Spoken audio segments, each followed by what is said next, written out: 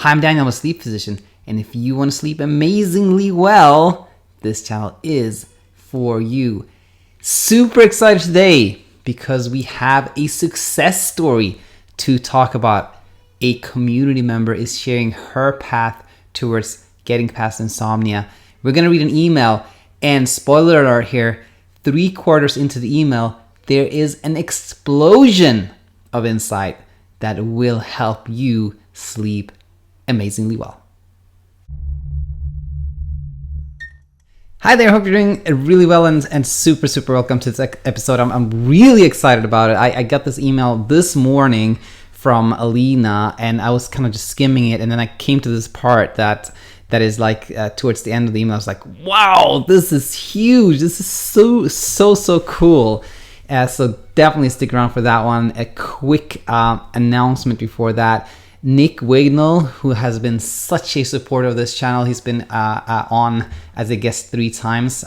He has started a podcast called Minds and Mics, and I was a guest there. And Lida, if you're hearing this, Lida, I never forgot that you asked me to do an episode on myths, and I thought about that for a long time, and I had a little list, but that never happened. But that's what Nick wanted to do.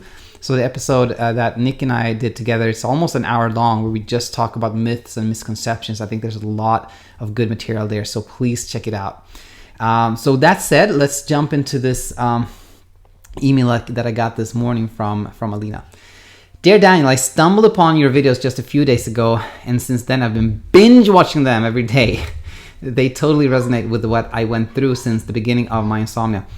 You're doing an incredible job and providing tremendous help. Thank you so much for doing this. That is thanks to you, Alina, and people like yourself that are contributing.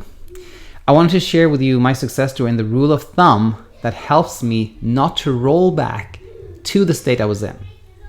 So, my insomnia started in the beginning of January 2020. I just started my antibiotic treatment with ofloxacin at the time. I was already struggling with depression for 5 months. I guess the combination of these circumstances resulted in 2 sleepless nights in a row. I came to the conclusion that the drug was the main reason. A rare side effect of ofloxacin is insomnia. I immediately dropped the drug and the sleep resumed, but insomnia came 10 days later when I was not taking those pills. Since then, my condition worsened dramatically. Within days, I developed strong anxiety, not only during the night, but also during the day, waiting for another sleepless and stressful night. I was stressed just thinking about a night, my bed, even looking at the clock. I was Googling a lot, reading the articles that were obviously written by someone who never had insomnia. If the articles started with statistics on insomnia and listing horrible consequences of poor sleep, I immediately closed that article. Then I started to address my Googling curiosity to the underlying state, anxiety. I read papers on what is going on in our brain and body, how sympathetic and parasympathetic nervous systems work, what the amygdala is, how it is trained, conditioned responses. A huge relief was understanding that thoughts and emotions cannot be controlled, and that behavior is the key in rewiring my brain. I was collecting my own insomnia insights from different areas of science, Smiley. Gradually, this was reducing my anxiety. I was feeling more comfortable with the idea of not sleeping, which actually did the opposite. I started sleeping more. Let's just read that one more time. I was feeling more comfortable with the idea of not sleeping, which actually did the opposite. I started sleeping more. Instead of 1.5, 3 hours, now I steadily sleep 6 hours. On worse nights, it can be 5. Takes me approximately 30 minutes to fall asleep. Then I wake up around 2:30, fall asleep quickly. The current challenge for me is to stick to the same awakening time to start going to sleep a bit earlier.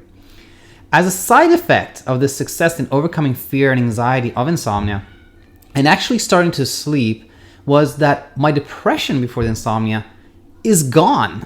I feel more optimistic and alive than I've been for almost a year. I'm more compassionate to myself, less critical, and more confident. In some way, I'm grateful to my insomnia for setting me on the right track, Smiley. Now, there's one thing I follow all the time that keeps my results stable and even gives me more confidence.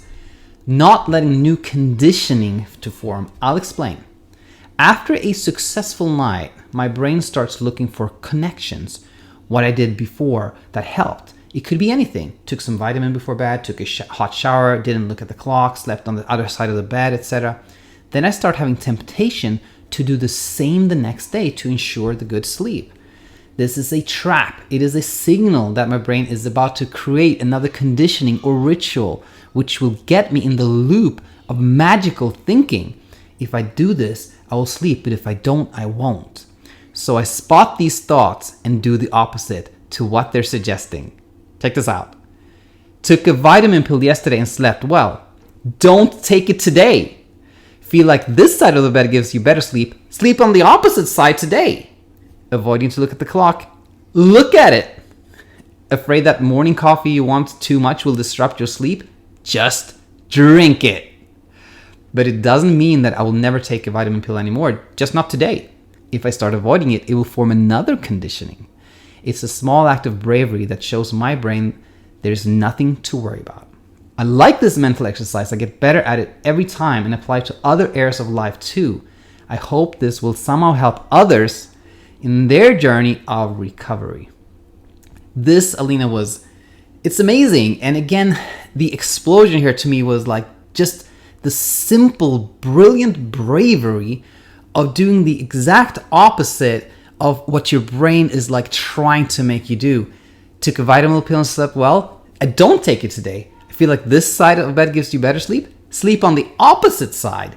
That is just brilliant. I absolutely love it.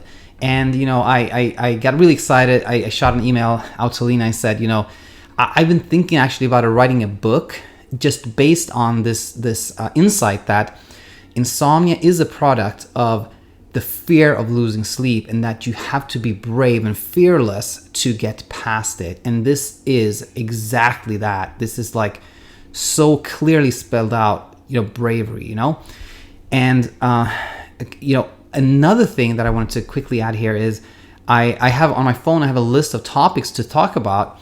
And something that popped in my mind when I read this, Alina, was I've been thinking that if you're on a sleeping pill, what you should actually do is, if you're sleeping good, take it. If you're not sleeping well, don't take it.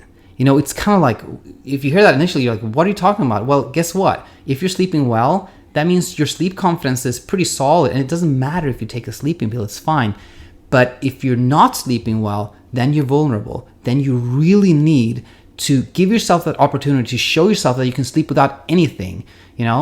Very similar thinking here. And also in the same line, like the more desperate you are to sleep, the less you should do. Like very, very similar thought processes here. So I'm super thankful for this, Alina. And this will help many others. And by the way, kind of your thought DNA here is incorporated into mine now, and I will definitely use this a lot of times going forward. So thanks so much, Alina. And anybody else there who has a success story, I love those. Those are super helpful. Again, questions, comments are also so welcome. So thanks so much again, Alina. And I hope everyone who's tuning in here is having a good night, good day, good morning. And I'll be back with more tomorrow. Until then, take it easy.